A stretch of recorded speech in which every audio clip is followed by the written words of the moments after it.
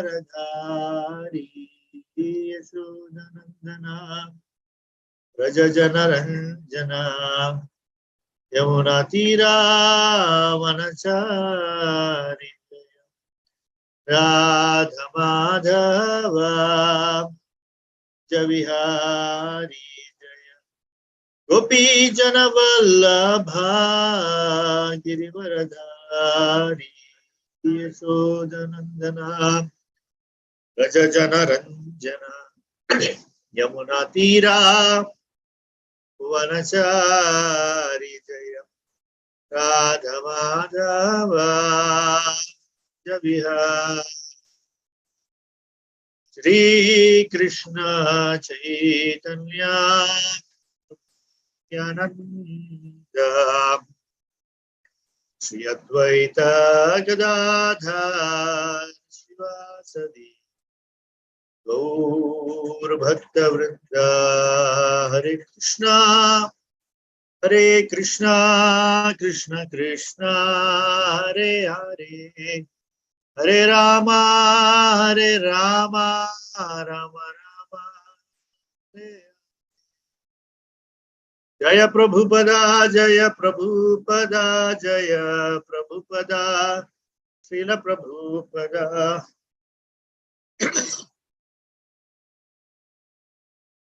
Om Namo Bhagavate Vasudevaya Om Namo Bhagavate Vasudevaya Om Namo Bhagavate Vasudevaya Narayanam Namaskritya Naram Chaiva Narottamam Devim Saraswati Vyasam Tatho Jayamudiriye Nashtaprayeshu Bhadreshu Nityam Bhagavata Seveya Bhagavati Uttama Shloke Bhaktir Bhavati Naistiki Ogam Karoti Vachalam Bhangam Langhayate Giripyat Kripa Tamaham Vande Sri Guru Dhinadarinam Paramanandamadhavam Sri Chaitanya Iswaram Hare Krishna. So we are continuing our study of the Srimad Bhagavatam. We are in the 4th canto. Today we will try and overview the 25th and the 26th chapter of the 4th canto. Actually 25, 26, 27, 28, they are all very closely connected chapters because this is about King Barhishat and Narada Muni's conversation. That is the subject matter in these 4 chapters basically. So previously we saw how Barhishat's sons, the Prachetas, they went to execute austerities before entering Grihasthashrama. And in contrast, we see the father Barhishat, who is completely engaged in performing material yajnas as a great emperor. That is what he is engaging himself in. So that is the background of this. So the 25th chapter is starting with Narada Muni coming to visit Barhishat. So after giving the prayer called Rudra Gita to the Prachetas, Lord Shiva disappeared from their sight. The Prachetas very dutifully, they recited the Rudra Gita standing in the water for 10,000 years. While the Prachetas were engaged in this great tapasya, their father Prachina Barhishat, coming in the lineage of Dhruva, is very busy engaging himself in various materialistic, fruitive yajnas. And therefore, because he is a descendant of Dhruva Maharaj, Narada Muni comes. Why Narada Muni comes? Because Narada Muni also happens to be the guru of Dhruva Maharaj. So when somebody in Dhruva Maharaj's parampara, in the lineage, somebody is acting like this, so Narada Muni, out of his compassion, Narada Muni is coming to Barhishat. So also Srila Prabhupada says that, standing 10,000 years in water, don't think that it is something, some fantastic story. It is actually not. Anything is possible, Srila Prabhupada says. Just like the aquatics can live in water. And there are other living entities that can live on land. Srila Prabhupada writes on the purport that it is a matter of getting to know how to operate yourself. So in those days, they knew how to do these things, so they could do, Like when we today discuss about how Srila Prabhupada, one man, he went in 1965 to America, and by 1977, this one person had established 108 centers, had initiated 10,000 disciples. All these things, after 100 years, people will say, this is a very nice story. How can one man do it? Just 40 years after Srila Prabhupada left, we ourselves feel that it is a great wonder. How could one man do it? So another 100 years later, people will say, this is a fantastic story. Similarly, when we hear about Prachetas, doing tapasya in water for 10,000 years, we think, oh, good story. No, not at all. If you live during that time, you will know that these are all very, very practically possible things. Prabhupada makes a point about that. So Narada Muni was very compassionate. And of course, Narada Muni knows the spiritual truth better than anybody else. So he is meeting Barhishat and he's asking him, why are you so attached to these karmas? And what do you want to achieve by these karmas? And he says, if you think that you can get rid of miseries and get happiness by doing karma, it is not possible. It is not possible. So, Prachina Barhishat, he understands his position. So, he says, since my intelligence is entangled in karma, I do not know the ultimate goal of life. Kindly instruct me in knowledge so that I can get out of this entanglement.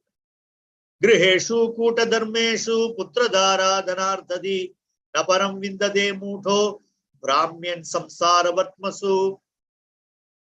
One whose intelligence is fixed in false occupational duties of household life, sons, wife, wealth, etc., does not attain liberation but foolishly wanders in different bodies in material existence. So, you cannot say that Prachina Barhishat does not know. This Griheshu Kuta Dharmeshu Putradhara Dhanardadi Naparam Vindade Mudo Brahmyan Samsara Vatmasu is a sloka spoken by Prachina Barhishat.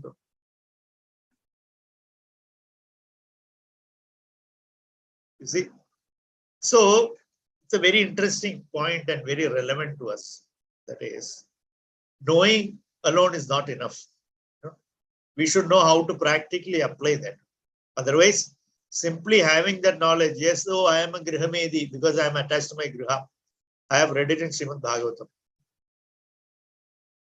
Right? Because Prachina Barhishat also knows it. He is a king, of the previous Yuga. Automatically, they are all very well learned and all these things. But however well learned one may be, it all depends on what one practices.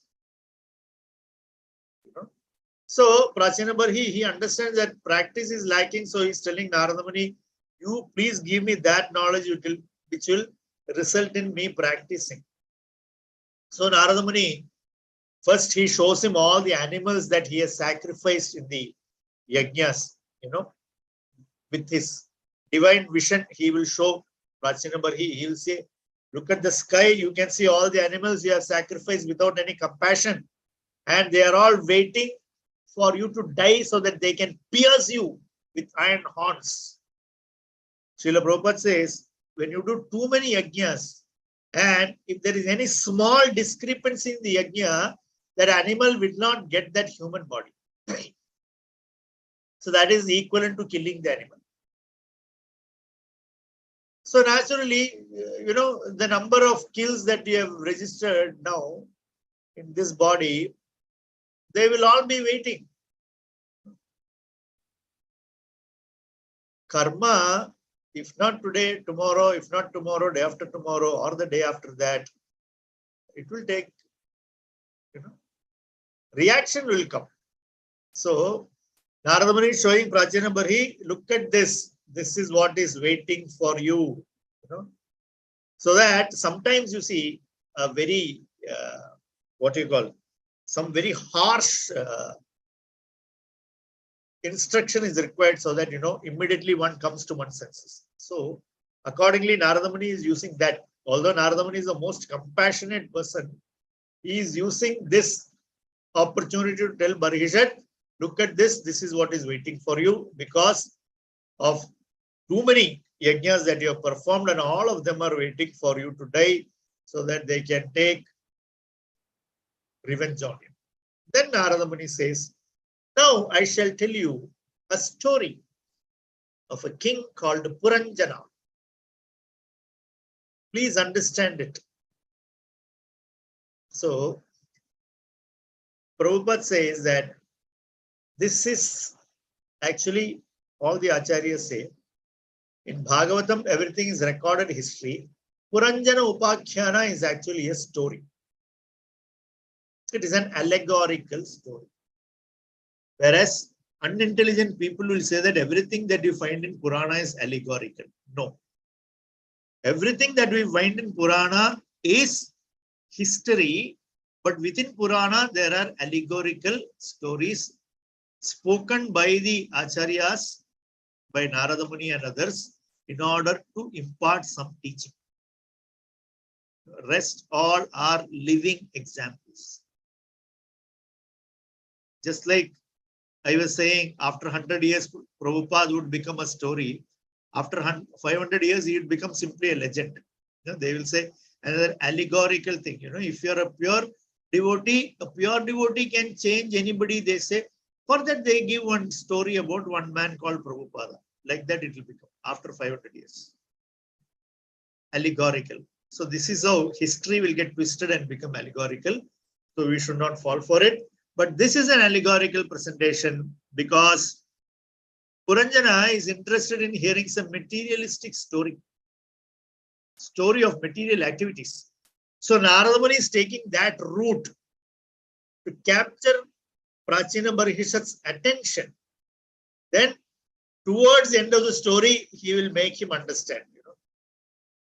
So he says, this Puranjana was Brihat Shrava. He was very famous. And he had a friend named Avijñata. This Avijñata, Narada Muni said, his activities were unknown to everyone.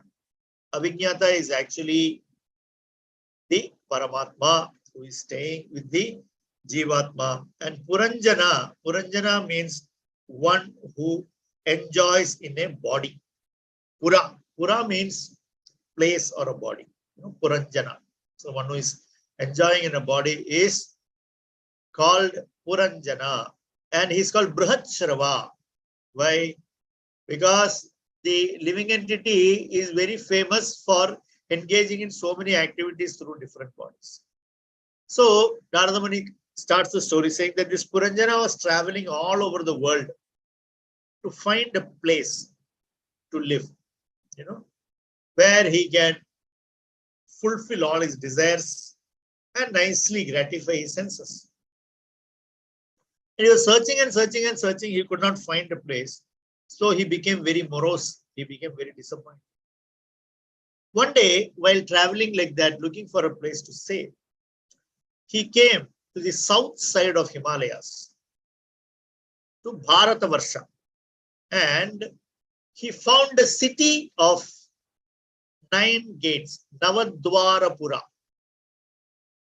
A city of 9 gates, and it had all the auspicious facilities. All the auspicious facilities. It had walls, prakara, parks, upavana, towers, attala, trenches or canals, and windows, gates, houses. The state had a capital, and it had floors made of sapphire, crystal, diamonds, pearls, emeralds, rubies. It had an assembly house, street crossings, flags and festoons, streets, gambling houses, marketplace, resting places. So all these places are there in this Navadwarapura, in the city of 9 gates. So what do these things represent? The walls represent the skin of the body. The parks, upavana, represent the hairs that is on the body. Towers represent the parts that are high, like the head and the nose. Trenches or canals are all the wrinkles and depressions that are on the body. Windows, eyes. Gates, eyelids. Houses with gold, silver, and iron domes. That is three modes of material nature. Also the three dhatus, kapha, pitta, and vayu. So that is houses made of gold, silver, and iron. And the capital of the state is the heart. And the floors made of sapphire, crystal, and various, diamonds, pearls, emeralds, everything.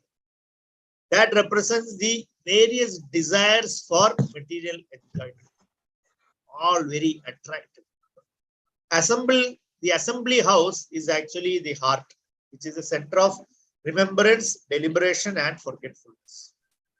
Street crossings are the place below the palate, where there are passage for the mouth, nose, eyes, ears, everything. There is one junction in our body. From there only that ear, nose, throat, that ENT fellow will always look into that junction only, because from there only it goes to the ears, goes to the nose, goes to the eyes, goes to the throat and everything. So that is the street crossings.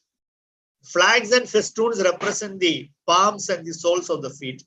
Streets represent the three nadis that are running down the spinal cord. The Sushumna, Ida, and Pingala, the three nadis that are traversing through the spine, those are represented by, the streets are represented by those. Gambling houses means the gross location of the senses. Market means the brain or the gross mind. And resting place means chitta or consciousness. So, and then there are beautiful trees and creepers encircling the lake, groups of birds and bees chanting and humming. So this actually represents the situation that is very favorable for this man-woman attraction business. And then there is wind, waterfall, spring air. These are all the different rasas of touch and smell, like that. And non-violent animals. This place had non-violent animals, which is due to the pious results, no sinful reaction will show itself because of the pious credits. And cooing cuckoos attracting travelers to rest in the garden. So that is representing people who divide their enjoyment amongst family members, friends, and guests. And there, so Puranjana has now found a place to stay. There he meets Puranjani, his future wife. Puranjani he meets there, where in Odwarapura. What is Puranjani? Puranjani actually means intelligence that is conditioned or intelligence that is full of ignorance. That is Puranjani. So Matajis need not mistake this, because the intelligence functioning with ignorance is compared to here the Strilinga, Puranjani. Anyway. And she comes on her own. Yadrichaya Agatam is the word that is used. That is, originally the Jiva is relationship or contact with this material intelligence. It happens, Yadrichaya, means on its own it happens. And then she has 10 servants, and that servants have many followers. So that is the 10 senses, and the many followers are the many desires. Protected by a 5-hooded snake. Who this intelligence is protected by a 5-hooded snake. Or Puranjani is protected by 5-hooded snake, which is actually the 5 Pancha Pranas. And she is beautiful and young, appeared anxious to find a suitable husband. So intelligence requires consciousness to act. So that is why it is said that Puranjani is looking for a suitable husband. And she has a beautifully decorated face, beautiful nose, beautiful teeth, beautiful forehead, beautiful ears, dark in complexion, and she was dressed in a yellow garment with a golden belt, and her 2 feet were jingling with ankle bells. So for each of these, there is a comparison given what they represent. Beautifully decorated face represents ways of acquiring knowledge. Beautiful nose, knowledge of smell. Beautiful teeth represent the ability to taste flavors and chew. These are all happening due to intelligence. That is why this Puranjani is explained like this. Please do understand. Beautiful forehead means represents clarity of intelligence.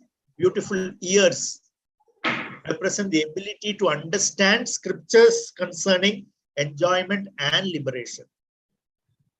Dark complexion means intelligence that covers the Lord for the jiva. Dressed in yellow garment with golden belt means intelligence covered by Rajasic. Feet jingling with ankle bells, intelligence unsteady in hearing scriptures. Beautiful ears is there so that you can understand scriptures. Now, 2 feet jingling with ankle bells means that intelligence is unsteady in hearing scriptures. And then Puranjana got attracted by her eyebrows and smiling face and was pierced by the arrows of her lusty desires. Although a hero, he could not refrain from addressing her. So now, Jiva's free will, Jiva's free will is, it is controlled by intelligence. So, as long as we are materially conditioned, material intelligence is actually ignorance. So therefore, the jiva will utilize his free will only to engage in material sense gratification. So Puranjana is representing the Baddha jiva, no? So Puranjana is asking Puranjani, who are you? My dear lotus-eyed one, who are you? Where are you coming from? Whose daughter are you? What is the purpose of coming here? Who are the strong bodyguards that are behind you? Who are the women that are following the bodyguards? Who is the snake that is preceding you? So actually, these are all questions that Jiva should ask using his intelligence. And then he's asking, are you Bhavani or Saraswati or Lakshmi? You are walking alone in the forest. Are you looking for a husband? I think you must be Lakshmi, but I don't see the lotus in your hand. So where is the lotus gone? So the lotus flower is the discerning power of the jiva. And whenever that discerning power is not used, that means you are not serving the Lord. Because discerning power is there to decide that whether I should serve Maya or I should serve the Lord. So lotus flower missing means discerning power of the jiva is gone. So Puranjana says, you are not this Devaloka woman because your feet are touching the ground. As you know, persons from the upper planetary systems, when they come to the earth, their feet will not touch the ground. So Puranjana, he understands, he says, okay, so I understand that you are not a Devi. So I am a very strong and famous, great hero, powerful king. And just like Lakshmi Devi is accompanied by Lord Vishnu, you come and stay with me in this city. We'll be ruling like Lakshmi and Narayana, like that he says. And he says, by seeing you, I have become very, very attracted to you. Therefore, please show me mercy. So, actually the Jivatma gets attracted to sense objects. How? because there is some intelligence to process them. Understand? So that intelligence, when it is materially conditioned, what will happen? That is what is this Puranjana, Puranjani is all about. Kindly show your face with nice eyebrows and eyes and with your bluish hair scattered about. You speak sweet words, but do not show me your face out of shyness. So Puranjana is now completely attracted by this avidya, because Puranjani represents avidya. You know? So he wants to see avidya in all its glory. Whenever we read Puranjanobhakyana, we should know this is actually us only. Puranjani also got attracted to Puranjana, who was pleading to her in this way. Thus, she smilingly spoke to him. She says, I don't know my name. I don't know my parents. I don't know my family. And I don't know who are these people accompanying me. I only know that I am here. Again, you see, materially conditioned intelligence means it does not know what is to be known. It does not know what is to be known, it does not know. But it knows many other things. And all these men and women are my friends. And the snake always remains awake and protects this city, means her body, she is saying. That subtle body of the intelligence. By great fortune, you have come here. You desire to satisfy your senses, and all my friends and I shall try our best to fulfill your desires. So this Puranjani is saying, my dear Puranjana, we will help you to enjoy. You may live here in the city of 9 gates for 100 years, and I will arrange everything for your sense gratification. And then she says that in household life, there is dharma, artha, and kama, the bliss of children, remnants of sacrifice, and attainment of heaven. All this is practically unknown to the transcendentalists. So, Puranjani is advocating Pravritti Marga to Puranjana. She says, by dharma, artha, and kama, there is so much to be gained. In this enjoyment wise, there is so much to be gained. And we will also get Swarga by performing them. According to authorities, household life is pleasing not only to oneself but to forefathers, demigods, great sages, and humans. Who will not accept a husband like you, famous, generous, handsome, and affectionate? And with snake-like arms, you relieve the distress of unsheltered women like me by your smiling glance. Thus, the two of them, through mutual understanding, entered that city and enjoyed life for 100 years. Praised by singers and surrounded by women, Puranjana used to enjoy the river during the hot summer. So, in this portion, Puranjana's 3 states are also represented. That is the Jagrati, Swapna, and Sushupti stage of the Jiva. So, 100 years of enjoyment in Jagrat, in a wakeful state. And playing with woman is his Swapna. And entering the river is Sushupti, deep sleep. So those 3 are also represented in saying that King Puranjana, he spent 100 years, that is Jagrat, and then he enjoyed with women, that is Swapna, and then he entered into the water, that is Sushupti or deep sleep. And like that, the 9 gates, the Navadwarapura, is explained in detail. And Puranjana used to go here and there and perform activities with 2 blind men called Nirvak and Peshashkrit. 2 blind men represent the hands and the feet. They can't see, Hands and feet are what we use to do everything. But do they have eyes? They don't have eyes. So, two blind men.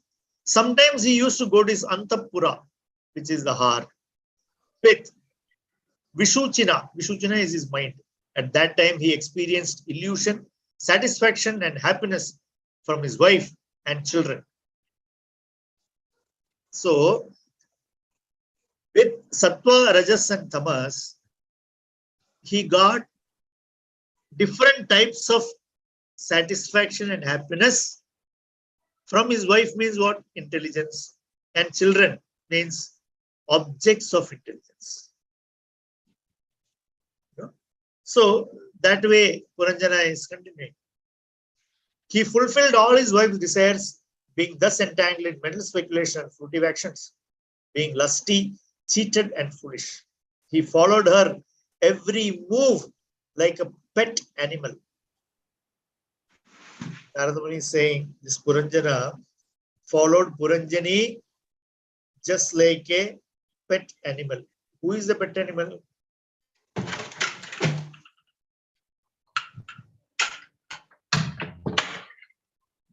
So, Puranjana representing this.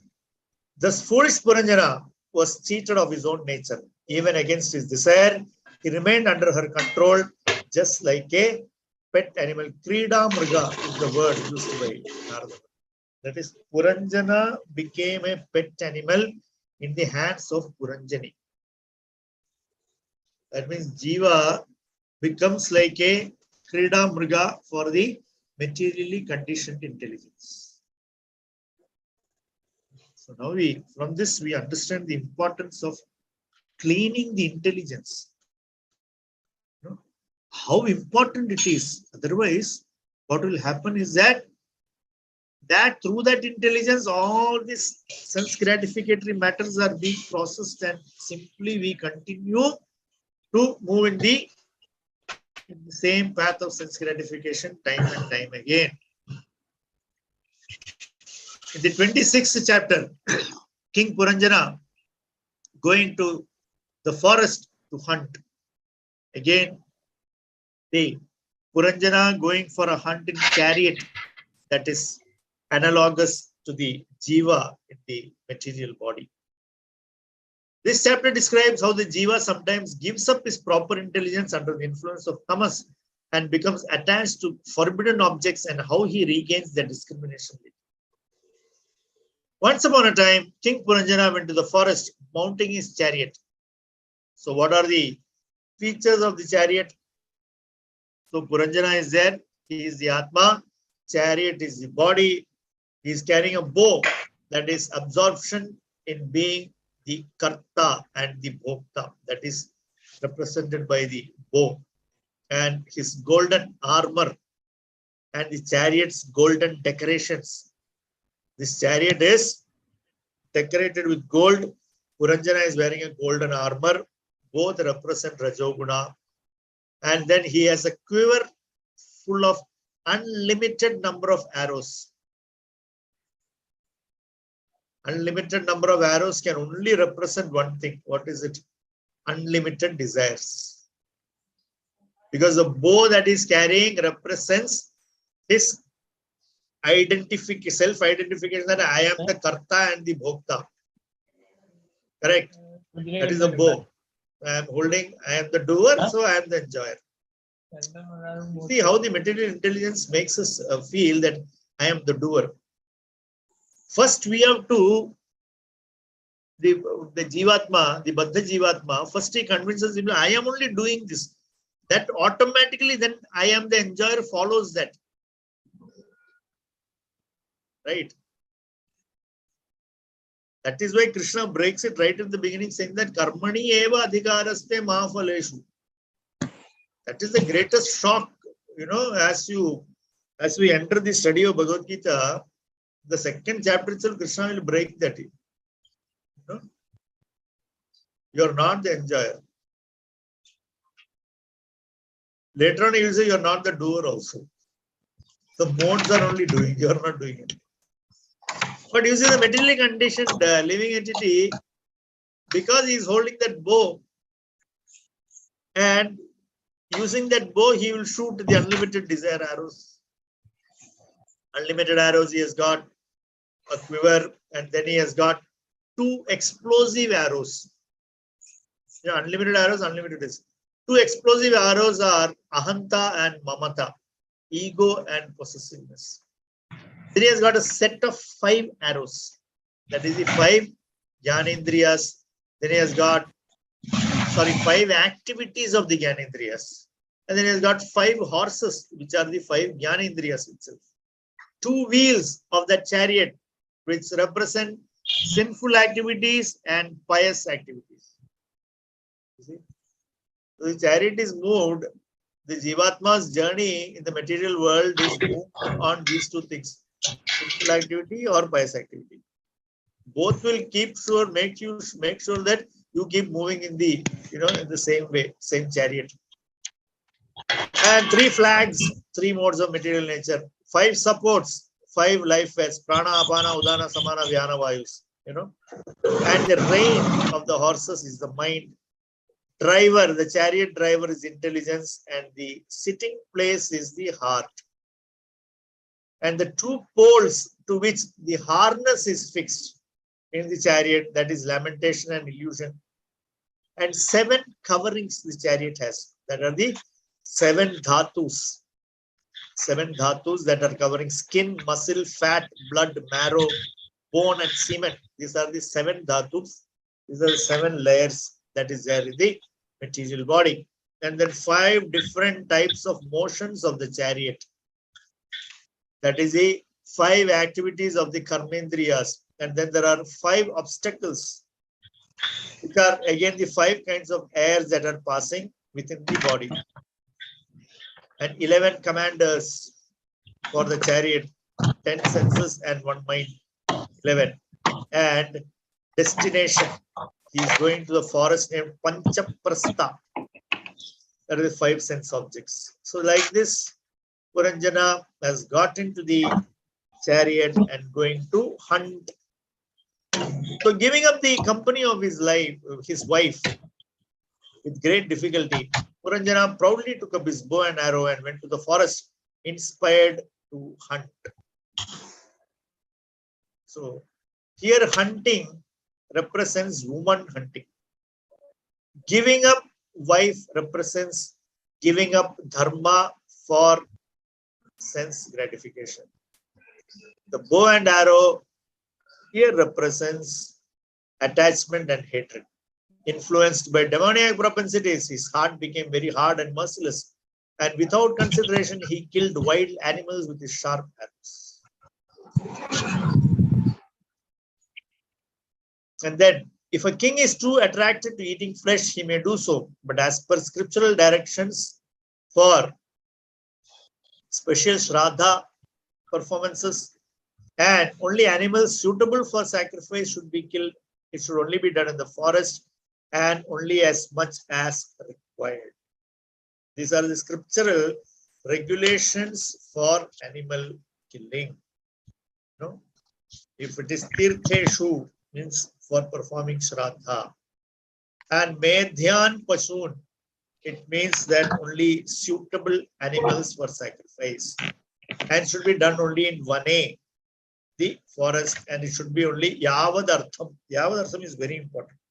As much as required.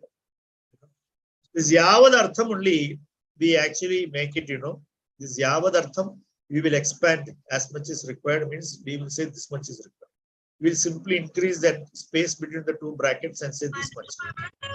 Yavad Artham. But that actually means the space should be as minimum as possible. So, like this, it is allowed. And any learned person who works according to the knowledge of the scriptures is not contaminated by his activities and their reaction. However, if somebody is not following scriptural regulations, Anyatha karma kurvano manarudo nibadyate gunapravaha patito nashtaprajno vrjatyadaha.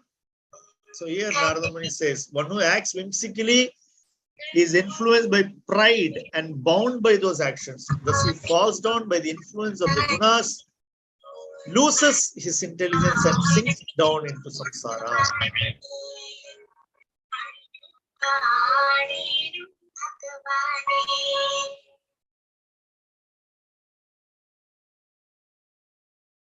Sinks down into samsara. So this is Puranjana's situation. Now, Puranjana killed many animals like rabbits, bears, boars, buffaloes, wild cows, antelopes, and porcupines suitable for sacrifice. Thus, he became tired. Now, he has gone, he has engaged in sense gratification, and then he comes back to his wife. That is, again, he is regaining his intelligence. Being hungry and thirsty, he returned home, took bath, had suitable food. Being refreshed, took rest. He decorated himself with ornaments, sandalwood pulp, and garlands. And after that, he remembered his queen. So, the significance is that he is returning hungry and thirsty. That means memory of the sinful things that the jiva does. Returning home, that means give up sinful activity, again come back and situate oneself in dharma. Take bath means calling the brahmanas and atoning for, doing prayachitta. And then eating suitable food. He gave up all the non-regulated food and then taking rest. Means becoming steady in dharma again. And decorating himself means actually once again decorating oneself with knowledge of dharma. After that, he remembers his queen. That means now he's remembering that intelligence should be fixed in dharma. He felt satisfied, joyful, and proud, and his mind was enamored by Cupid, but he did not see his beautiful wife. So, all the impressions of the papa leaves. So again, one wants to become fixed in dharma. But what happens is that here it says, even after that, he did not see his beautiful wife. That means we want to come back into dharma, but it will not happen immediately. That is when one is leaving dharma and go and choose to perform adharma. And although one wants to come back, it will not happen so fast. Why? Because that adharma and the adharmic activities and the impressions that they leave behind takes time. Puranjana saw the household women. They represent actions of the antakarana in their previous condition inclined to dharma. So they reappear because previously he has been dharmic, the jivatma. So, and then he asked them, are you and your mistress all happy like before? So he's thinking that now the impressions in me are those of my papa karma. So I want to be steady in my previous dharmic activities. That is why he's asking. And he says, now the wealth of the house no more attracts me. Is there no mother or wife in the house? If there is no mother or wife in the house, what learned man would remain there?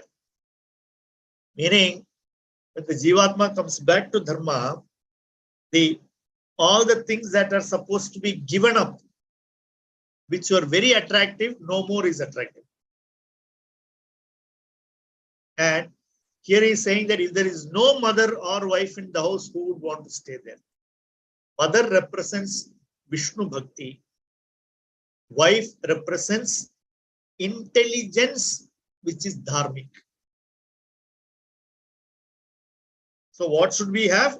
Mother, which is Bhakti, and intelligence, that is dharmic. Where is she who saves me by giving me good intelligence at every step when I'm drowning in the ocean of danger? So he's again asking, where is my buddhi?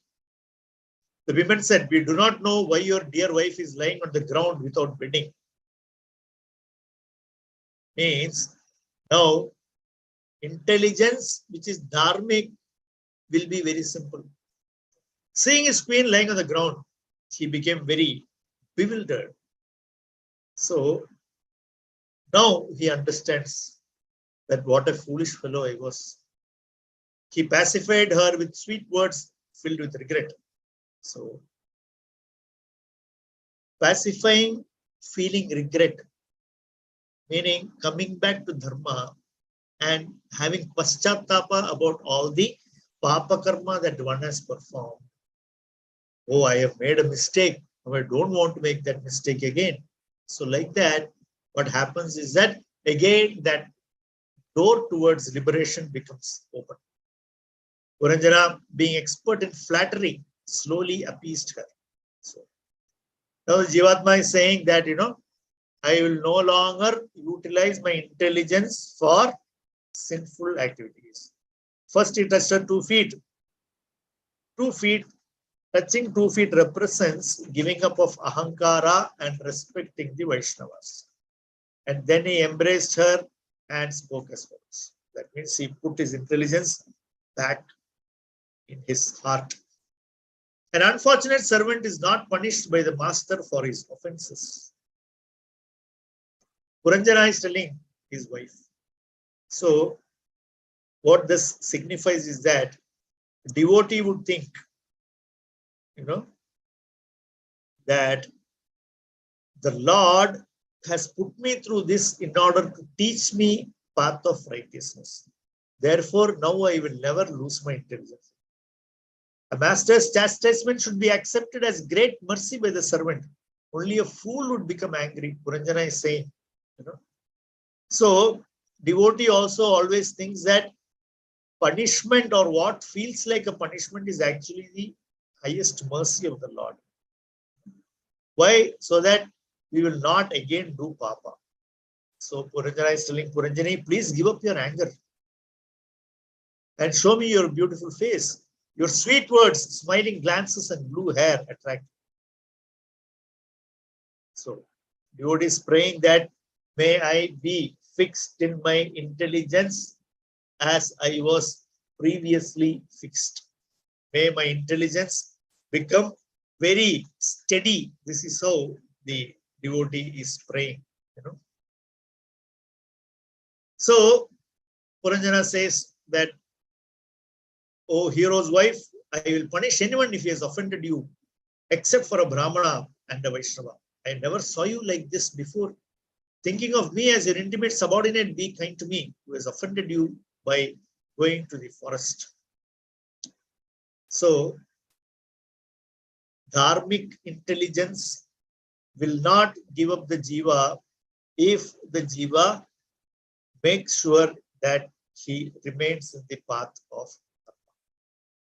So, here Puranjana is actually Prachina Barhi, and Narada Muni is reminding him, that actually you are the hero of this story and nobody else.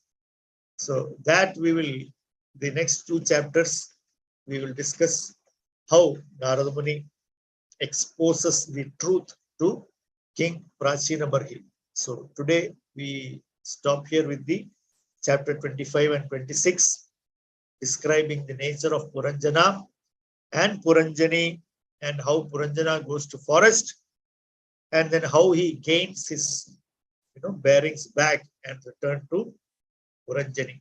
So we'll stop here. Hare Krishna. Thank you so much. Srimad Bhagavatam.